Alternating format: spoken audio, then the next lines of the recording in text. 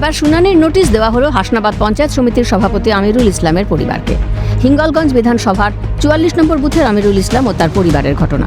আমিরুল ২০০৮ সাল থেকে জনপ্রতিনিধি। তার দাদু বাদল গাজী একজন স্বাধীনতা সংগ্রামী ছিলেন বলে তাঁর দাবি। কিন্তু তারপরেও তিনি এবং তার দুই সন্তান শুনানির নোটিশ পেলেন। ২৮ জানুয়ারি শুনানি। সাধারণ মানুষকে ইলেকশন কমিশন হয়রানি করছে বলে অভিযোগ তাঁর। আমার বড় ভাই এই এলাকায় একজন বিশিষ্ট রাজনীতিবিদ ছিলেন, মানে ইন্দিরা গান্ধীর আমলে কাজী আব্দুল গফফার সাহেবের সাথে রাজনীতিরা করতে। আমার বাবা দাদুরা স্বাধীনতা আন্দোলনের সৈনিক ছিলেন।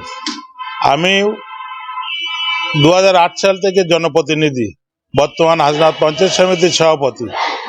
তারপরেও আমার নামে নোটিশ এসছে। নির্বাচন কমিশনের কাছে তো আমাদের তথ্য আছে, আমরা যখন নির্বাচনে দাঁড়াই আমাদের বায়োডাটা দিতে হয়। তা আমাদের মতন লোকের নোটিশ আসছে, সাধারণ মানুষের নোটিশ আসলে তারা ভয়ে ভীত হচ্ছে।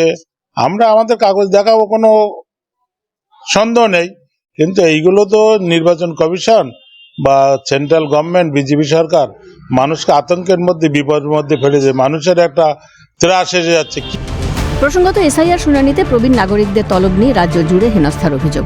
সমস্যা বেড়েছে নামীদেরকেও শুনানিতে তলবে।